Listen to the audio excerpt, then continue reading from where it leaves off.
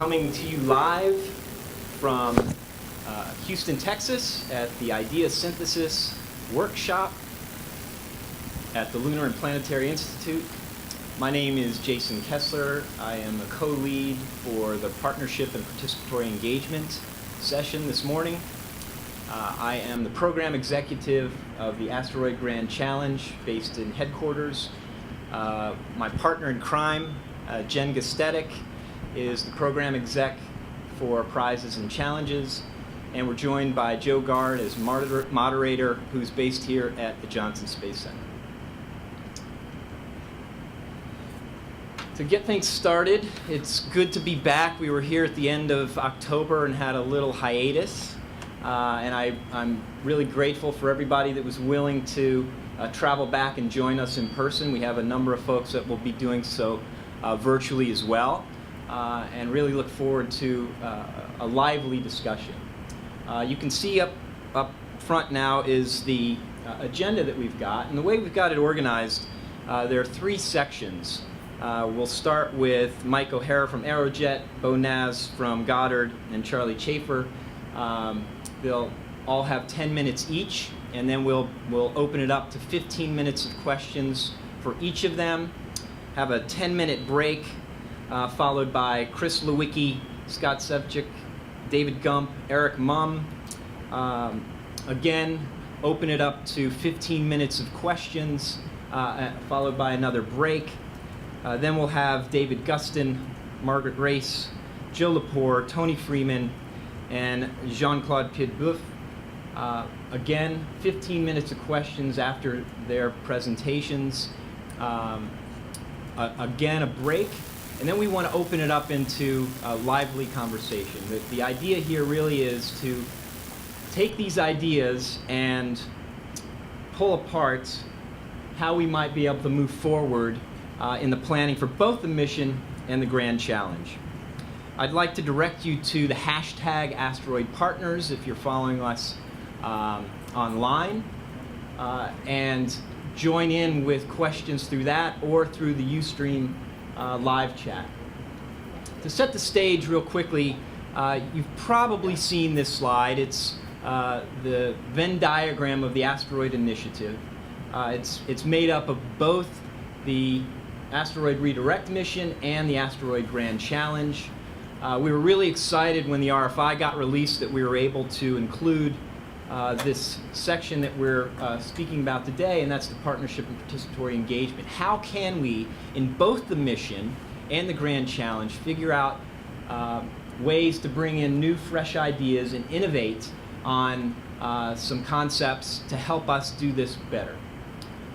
It's obvious that the overlap is in the NEO observation and manipulation or engagement around an asteroid, but excitingly, there's opportunities for partnership and engagement both in the mission, whether it's the robotic piece or the crewed mission aspects, as well as the underpinnings of the Grand Challenge to enable us to do the work that we've already doing better and accelerate that work.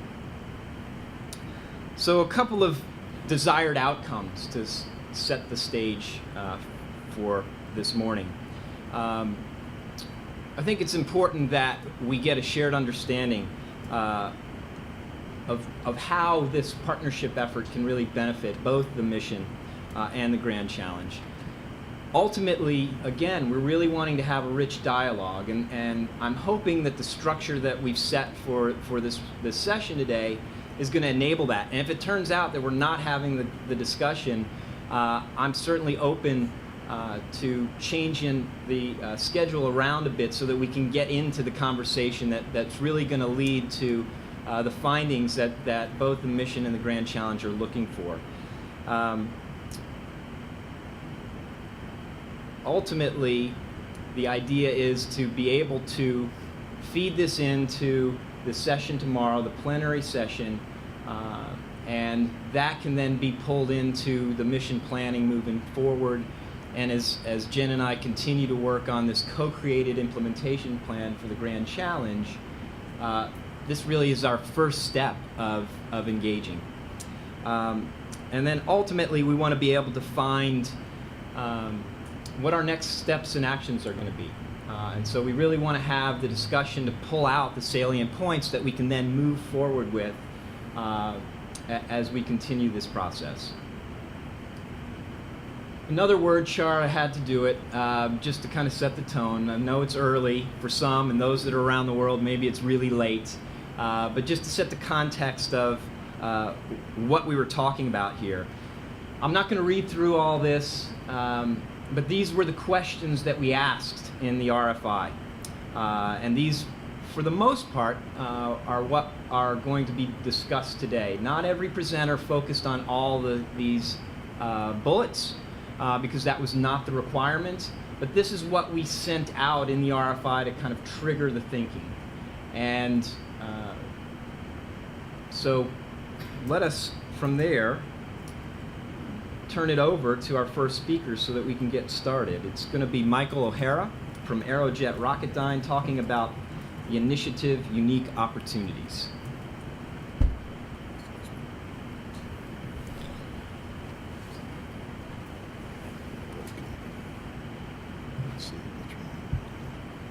That one is forward. Good morning. Thank you for having me here. I am the Director for Civil Space Propulsion. I work in Washington, D.C. in the Wash Ops office. What is participatory engagement? What does it mean to us at Aerojet Rocketdyne? Well, it's really three categories the way we see it. It's broad and diverse participation, sustained multi-mission engagement, and doing business differently. It's kind of timely for us, as most of you might be aware. We just had an acquisition of Rocketdyne, so we're internally looking at ways to do business cheaper, more effectively, and meet the cost and customer needs as we move forward. Under the broad and diverse participation, we see participation definitely with the community, other agencies, NOAA, NASA, FAA, the commercial space, entrepreneurs, and that whole business segment that's rapidly growing. Universities, international space agencies, and industrial partners, private government, observatories and laboratories, Congress, and for this particular endeavor, the United Nations. This is a world issue, potentially with asteroids, and there is international interest. Sustained multi-mission engagement.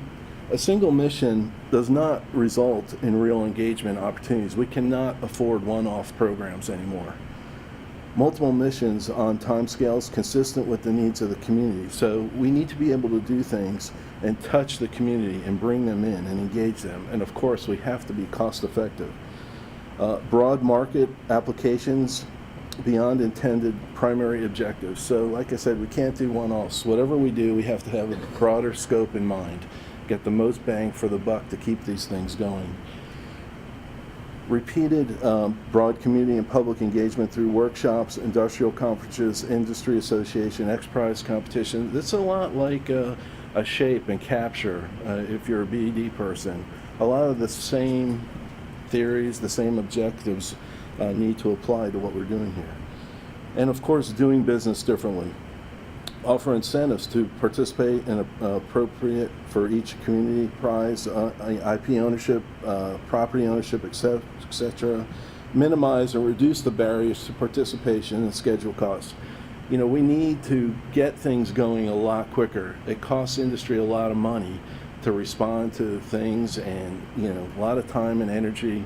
And from the agency perspective, it would really help us if they could expedite things and not be so demanding, but yet be reactive and proactive and move things along much quicker. It will reduce the overall costs.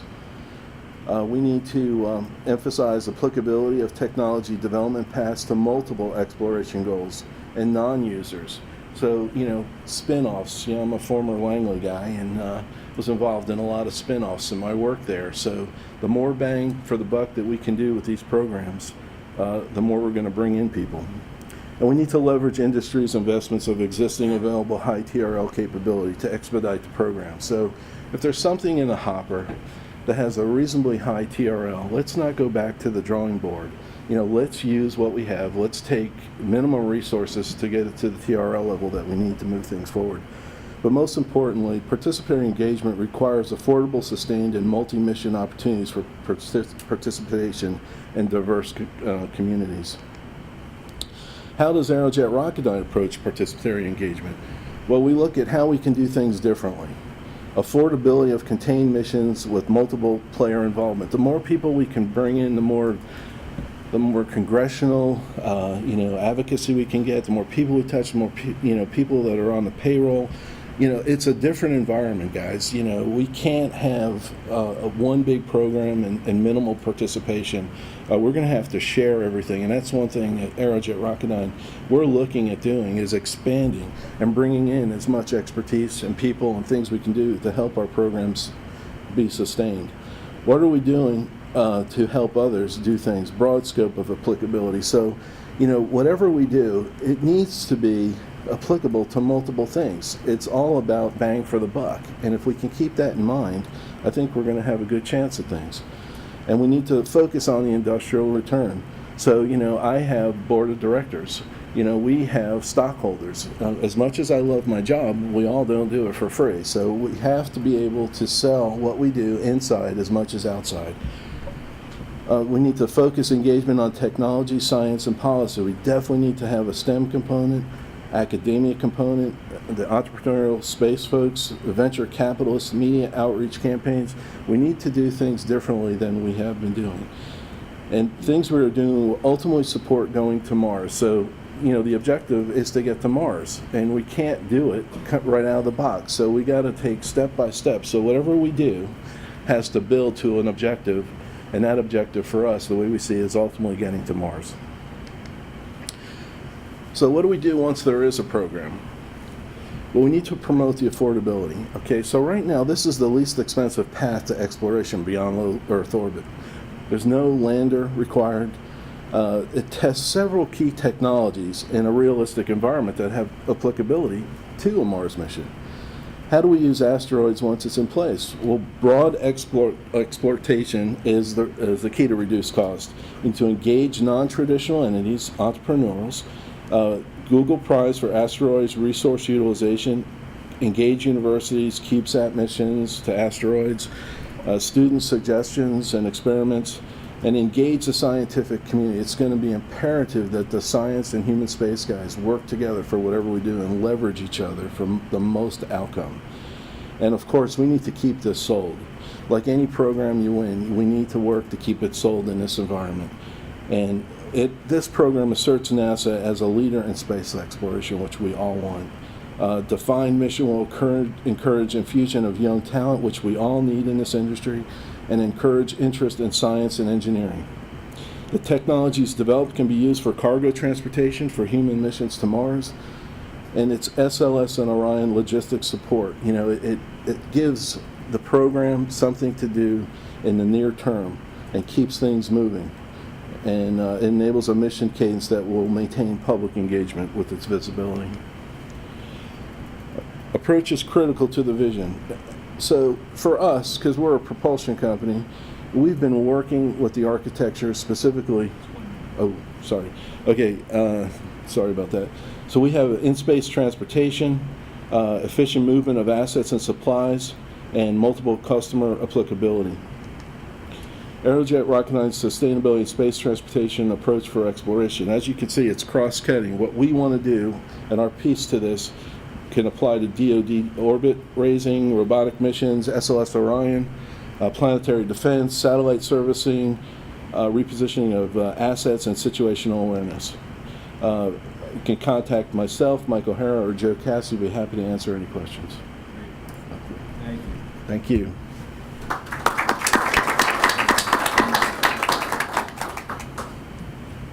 Next up is Bo Naz from Goddard. Welcome.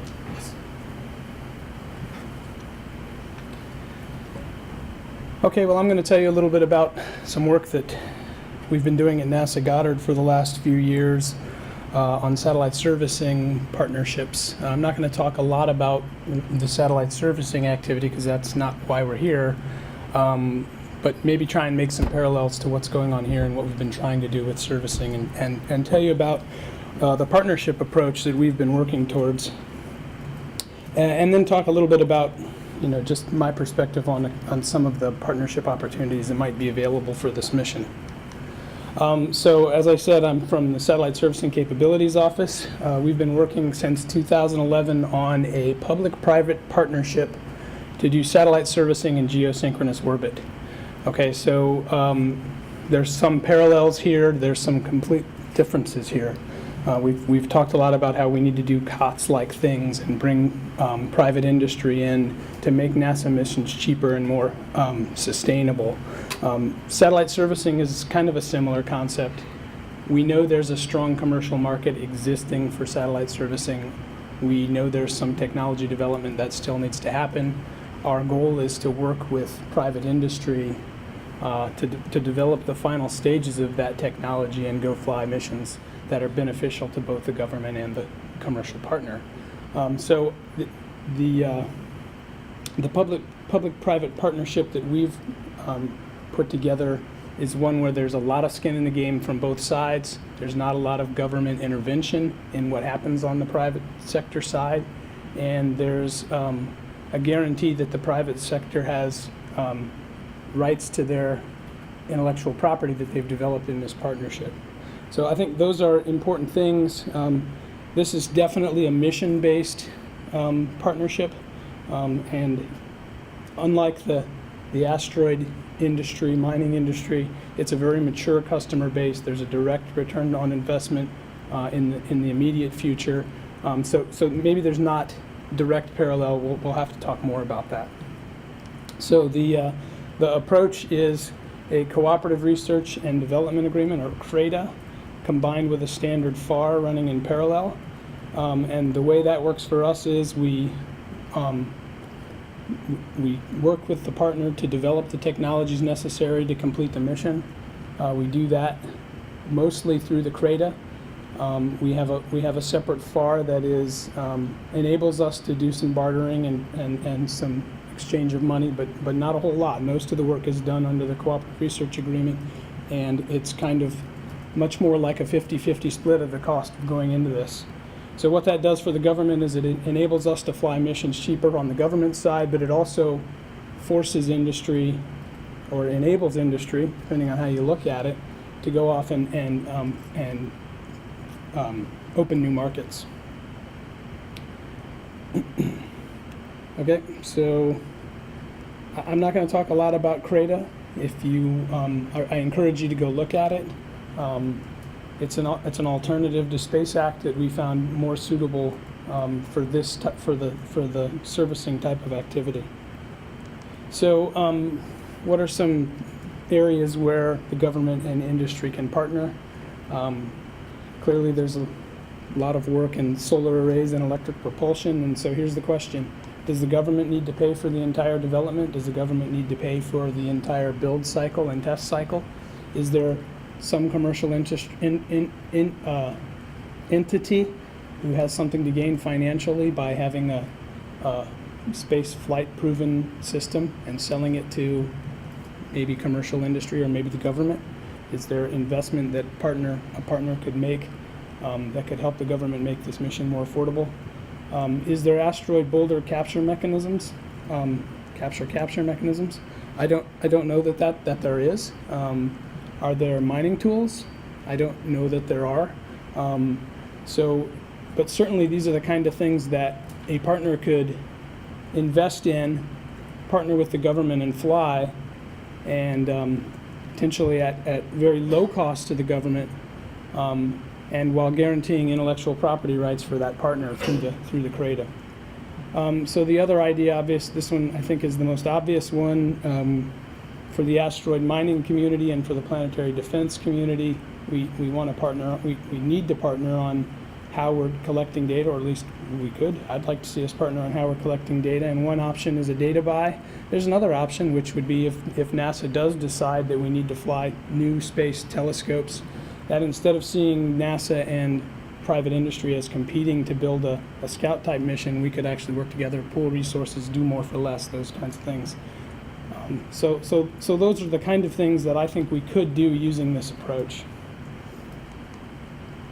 So here's just one example of a data buy. So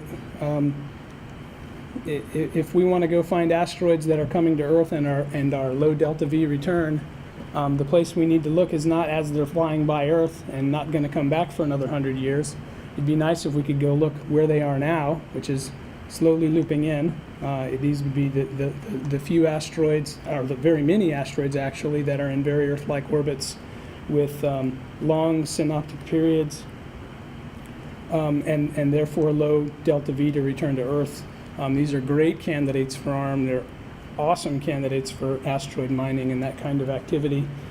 So just one example, maybe a partner provides a telescope and NASA provides a bus, or vice versa, and we go off and do this scouting mission together.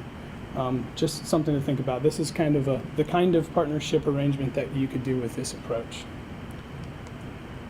So in conclusion, I think clearly public-private partnerships can yield significant benefits to both parties. There's a great history of those things. The geocom industry started that way with ECHO. The COTS is a great example. Hopefully satellite servicing in the near future will be another example.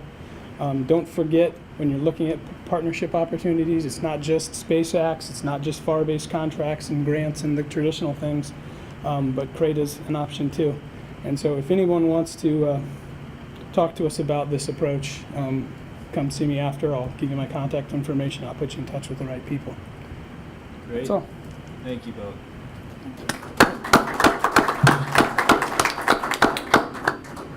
Next up, we have Charlie Schaefer from Space Services Holdings. Hey, Charlie. Good to see you. If you choose to use this. Thank you. Morning, everybody. My name is Charlie Schaefer. I'm the CEO of Space Services Holdings.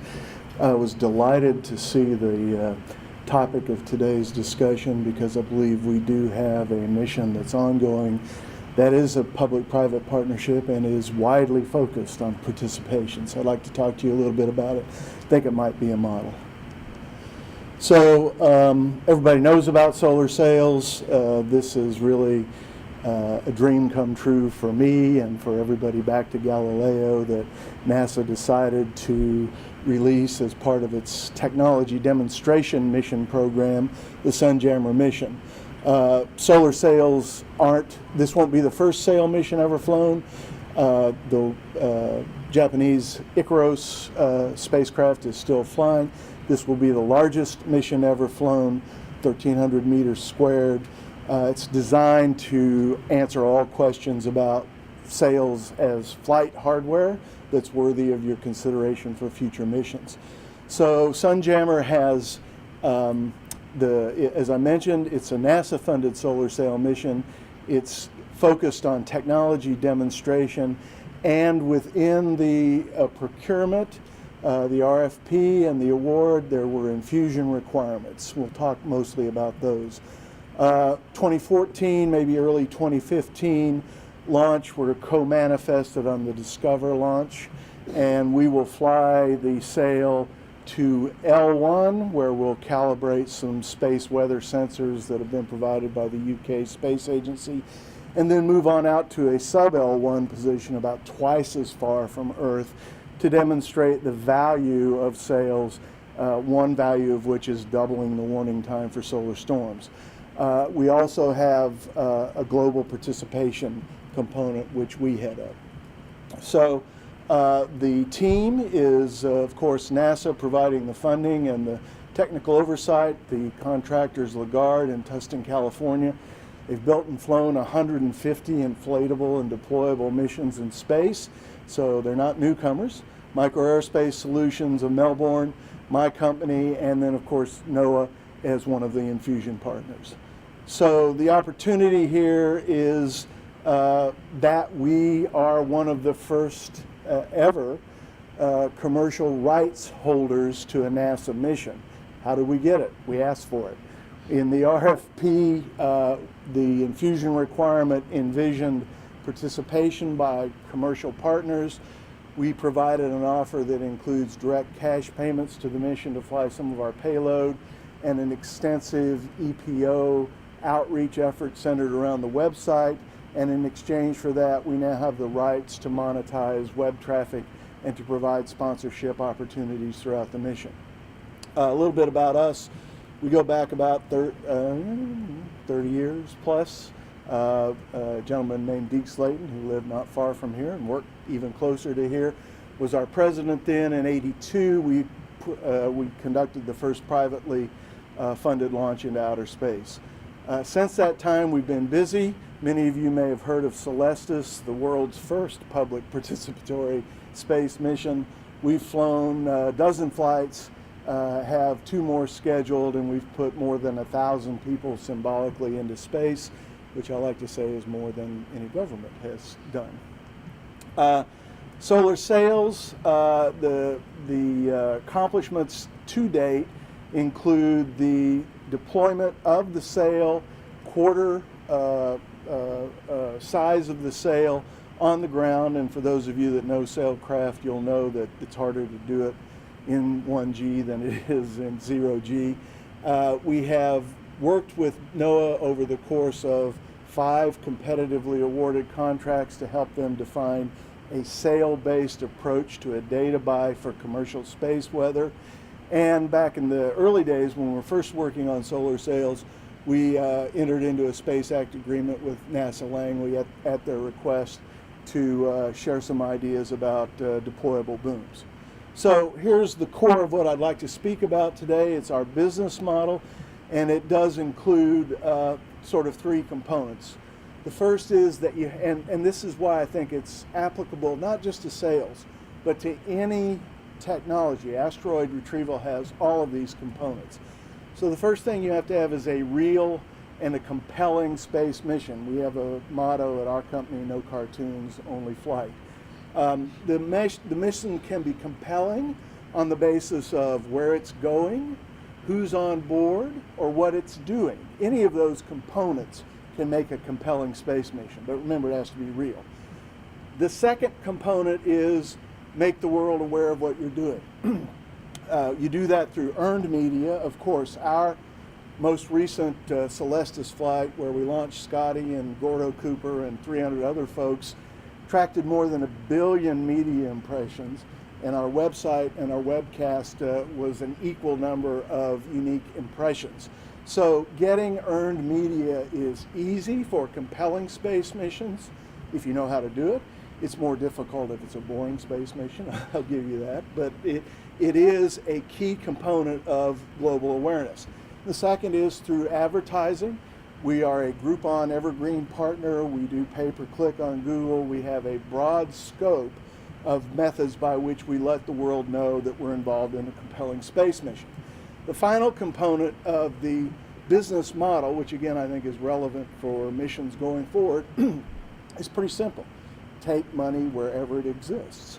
So we have traditional revenues, we have U.S. government customers, we have commercial customers that buy data or buy hardware or buy demonstrations. But we also have what I call non-traditional revenues. We monetize internet unique visitors. I was asked to give a testimony to the Senate Space Committee a few years back. I told Senator Brownback that if NASA had a shopping cart on its Mars landing web pages, they probably could have financed subsequent missions. I'm glad that they don't, because that's my business. But taking space-interested web traffic and learning how to monetize it is something we've been doing for 15 years. Sponsorship, we've done missions for 20th Century Fox, Nescafé, Barrels Writings Instruments in England, and a number of other key sponsors. And then finally, Memorial Spaceflight, certainly a non-traditional revenue stream.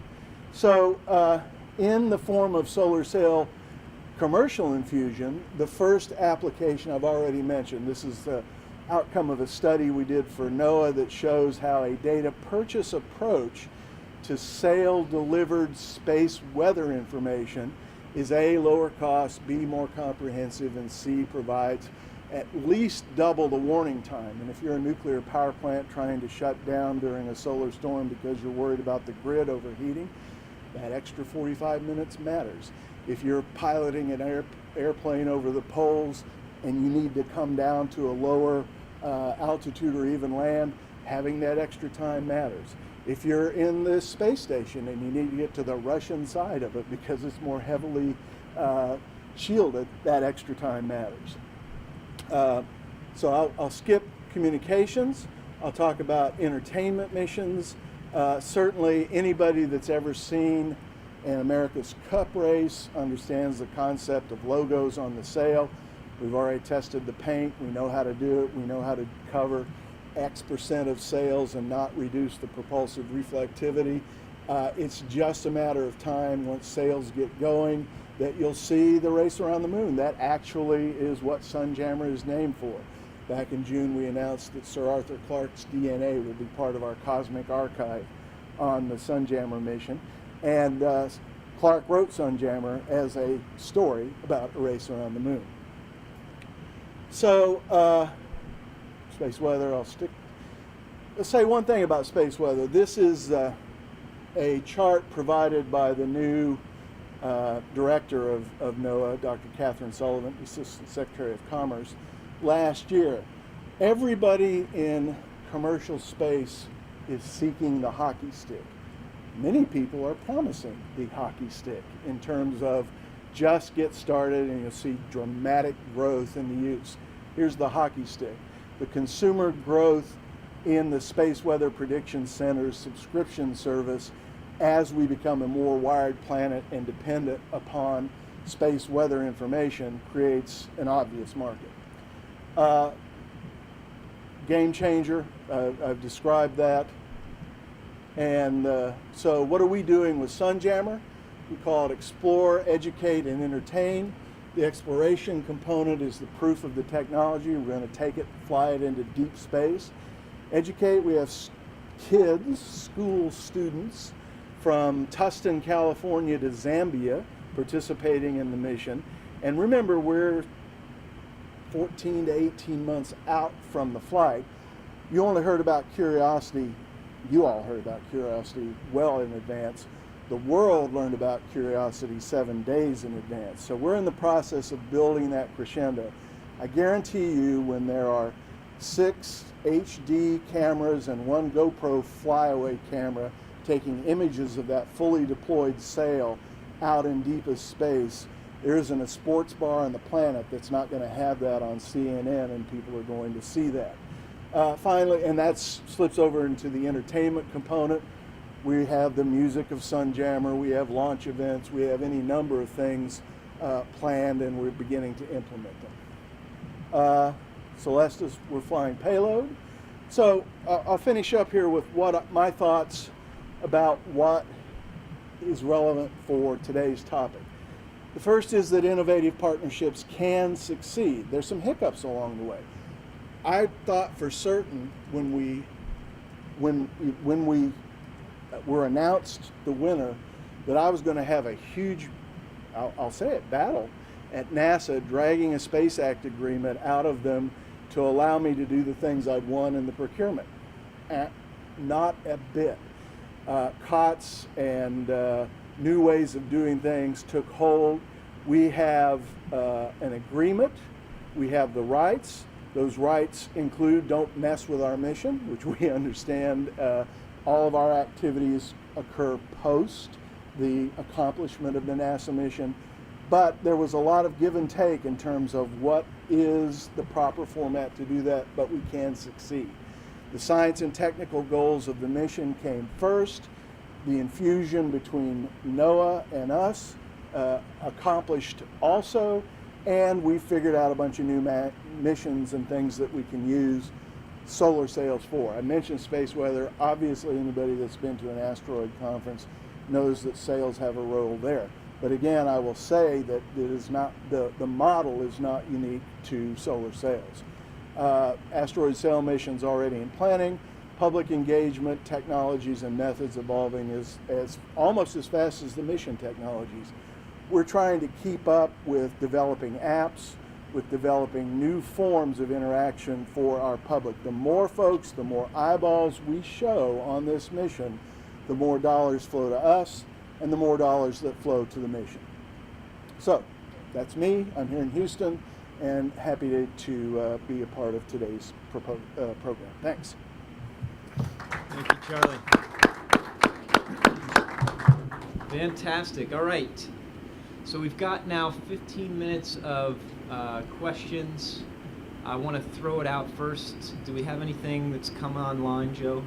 No, not yet. Okay. We've got our speakers in the room. Any questions, ideas piqued from our audience members? We have mic runners. Okay. We do have, oh, please. So I have a question about solar sails and gravity or planetary defense. Where'd you go? Oh. So presumably you can use a solar sail like a kite. Absolutely. I mean, it uses the photonic pressure. Can you start again? Yes. Yes. Yes, you can. It's a in-space propulsion system that has a variety of applications. The sunlight is, the photonic pressure is constant, so we have to end up jibing and tacking just like you use a sailboat. But that's what we'll be demonstrating is that maneuverability. And it can be attached to, depends on the size of the sail, the thickness of the material that you use, but certainly that's an application.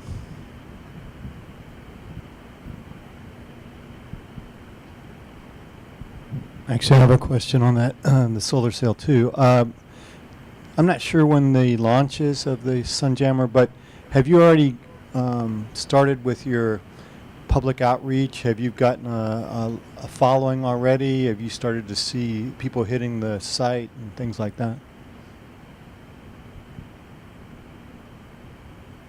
Love that question. Sunjammermission.com. And yes, we have a large number of people that are already on the mailing list. We also Facebook and tweet on a regular basis about the mission. We've done a number of media rollouts. We did a press conference in June where we announced Sir Arthur. We got another one coming up in December when we'll announce the first major consumer products marketing partner that we have. I can't do that today, but we have that as well. And so we have a series of planned events and announcements, some of which I think are pretty cool, coming to the point of the launch. To answer your question, the launch is currently on the manifest for Q4 of 2014. My guess is, having been doing this stuff for 30 years, it'll move to the right a little bit. But we are a secondary. I have a T-shirt that says being a secondary sucks. But in this case, we're a happy secondary. And so we'll be co-manifested with the Discover spacecraft that's flying for that time.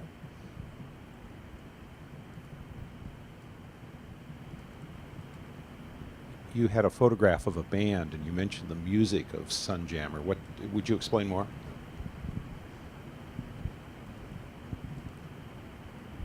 There's sort of two components to that. One is on our website in Q1 next year, we're going to open it up for everybody's playlists. Mine includes Come Sail Away, Here Comes the Sun, all that kind of stuff, old guy music. Others are picking other music, but we also are lining up a series of celebrities who are doing songs for the mission. They'll be part of what we call the Cosmic Archive, sort of like the Voyager mission, only in this instance, some of the performers will be performing the music for the first time in some of their concerts. I wish I could tell you more. I'm dying to tell you more because it will increase the traffic on our website. But we do plan both broad-based participation, where anybody will have people submit songs that we'll put on the Cosmic Archive as well. So broad-based public participation as well as some entertainment.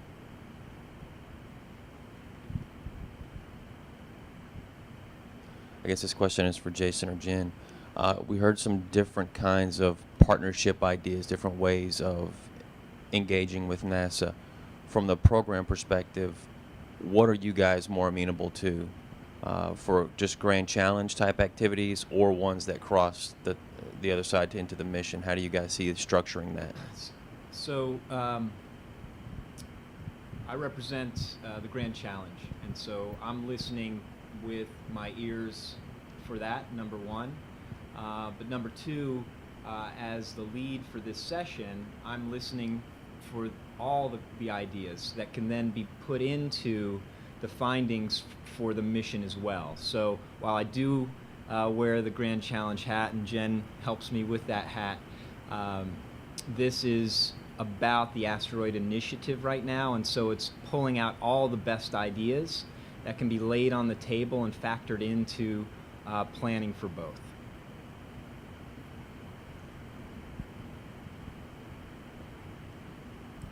Can these solar sails be configured in an array so that you can use the solar pressure and the Arcosky effect to your advantage when trying to move an asteroid?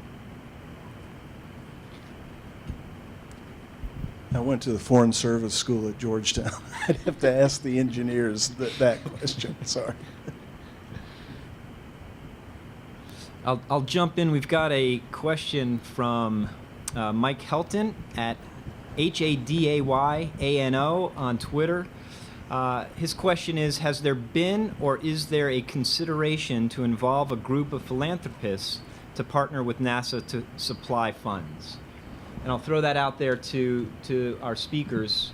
Since you've been out engaging in partnership, has discussion with philanthropists crossed your mind or actually been successful?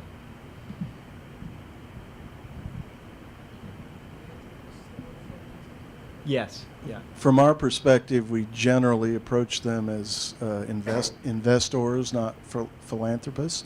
But a huge part of what we do is through 501c3s.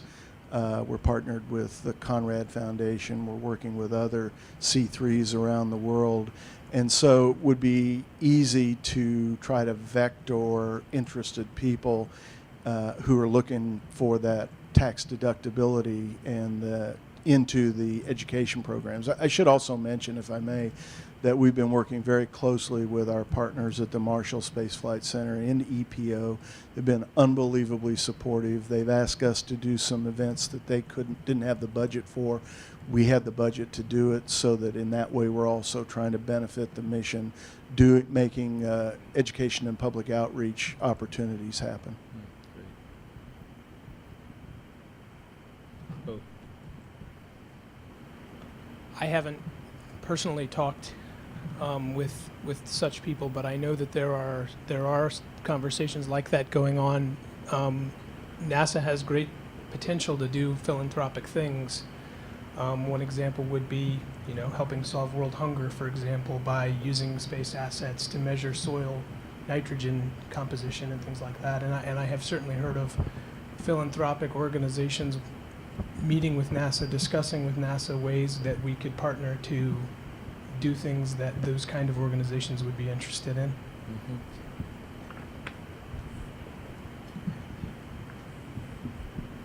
Well, this is actually still a response, but I've talked to a number of people who seem to have an interest in promoting the idea of education. I mean, in this country in particular, I think there's a role for philanthropy in providing educational tools for schools to embrace this whole thing.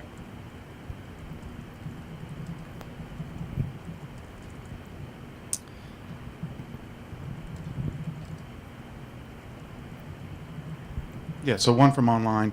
The question is about engaging universities as well as foreign countries or foreign space entities who are interested in participating in that kind of thing. It's kind of generic. I'll just open that up to any of the presenters so far.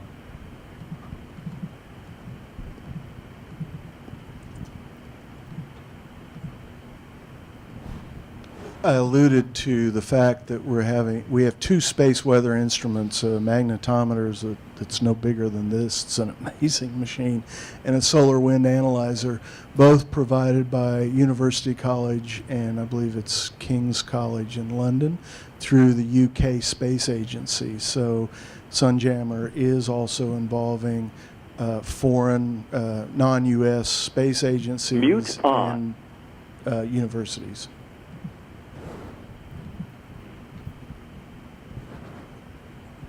I think this question is for Mr. Schaefer specifically. I don't quite understand the full revenue model for your company, but can you talk a little bit about proportionally how much of it comes from government sources versus private? And On the private side, do you see that source of revenue extensible to the orders of magnitude more expensive missions where we're talking about human missions to deep space? Taking the second part first, there are companies out there that are talking about using the same model that we're implementing for human missions. I have to say, I think the jury's out on that, just because we're in the very early parts of doing these types of missions. There's no question that if you look at the Olympics or you look at the World Cup or you look at any sort of high visibility activity, the dollars available to monetize the eyeballs that are on those events are quite high and at the level that permit that. Our money is mostly private. The good news is that the mission is paid for by, for Sunjammer, the mission is paid for by the government.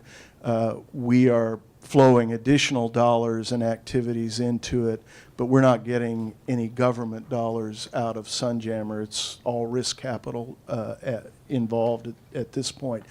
I think that going forward, the model can really apply across any space mission as long as you deliver what people are looking for, which is a compelling experience that's handled professionally and provides a reason for people to stay on your website and click through to website users. Some of our follow-on missions, the space weather mission, for example, with NOAA, envisions that being a data buy, very much like the imagery business went from Landsat only to government data buys for imagery. And so we believe that we can make a case for lowering the cost to the government of providing that service by using the platform to serve multiple revenue streams as opposed to be dedicated only to the government mission. So I believe the model kind of can extend in all those ways. Having said that, you got to get out there and actually do it, and then we can have the discussion. So we're looking forward to a really busy year, followed by some additional implementation activities.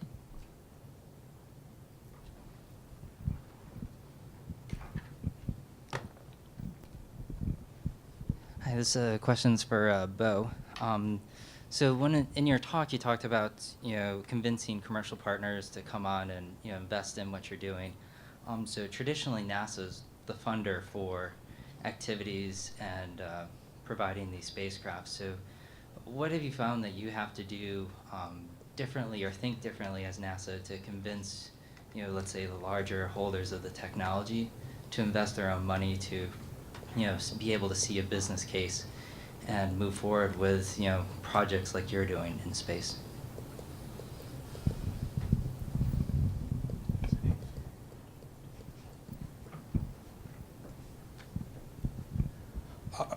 Yeah, what does NASA have to do differently to be a good partner, I think is part of the question. I think there's two main things that come to mind. The first is NASA has to accept that private industry knows what they're doing, that they know how to build spacecraft, and that we don't need to have a lot of oversight into what they're doing. We can trust that if they have skin in the game, they're going to do the job right, and that we don't need to make something that would cost private industry $100 million, cost the government $300 million, just because we make them do more paper. So I think that's one of the things we need to back off and let industry do what it's good at. I think the second thing is much more challenging, and especially in today's climate. It's hard for the government to be a good partner when we don't have stable year-to-year programmatic funding. And so for something like Space Station and COTS, the government can be a good partner because we're committed. So certainly we need to be committed, and we need to not be subject to the whims of change in Washington. And that's much more challenging. Is your question? Yeah, I think the other part is how much do you need to, how much effort do you have to put into understanding the business cases? So the other question was how much effort do you need to put into understanding the business case? I think that's a great example, a great question. I think we really, really have to understand it well. because we're making decisions now that are going to impact that business case. And in order to bring partners on, I think they need to know that we understand their business case. So in the asteroid mining example, right, we need to make sure that we understand the phases of their program, and that we're doing things now that move them forward in those phases, and not just giving them setbacks and those kind of things. So a very vague answer, I know, but I think it's very important that we understand what motivates our partner.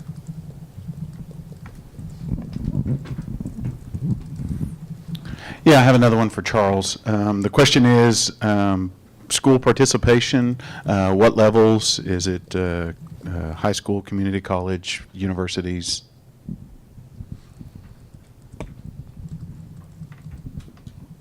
All of the above. If you go to sunjammermission.com, you'll see about a little video of about, I think, 30 Zambian kids who are in elementary school all going, "We are going to space." We had high school and middle schoolers into the Lagarde facility to see the sail under construction, and they actually witnessed the deployment test as part of their advanced science activities. Universities will be announcing a couple of partnerships, both in technology and in non-technology components of the mission down the road. So I think, you know, we're about trying to evangelize the mission wherever we can, and certainly a key component of it is the education side of things that we're doing. So we've got a full-time director of education that was a high school teacher in Houston and went on to run an urban debate league in Minnesota, and is now full-time working doing our blog. We have a university student at Ohio State University that runs a really cool Facebook called Space Weather Trackers, and he writes blogs for us about space weather that are targeted at students of all ages.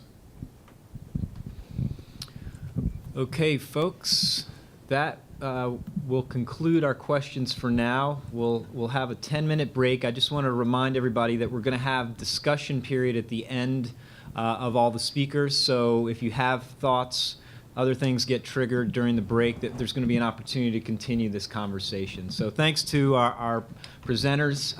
We'll have a 10-minute break and then start up again at 9:05. Thank you.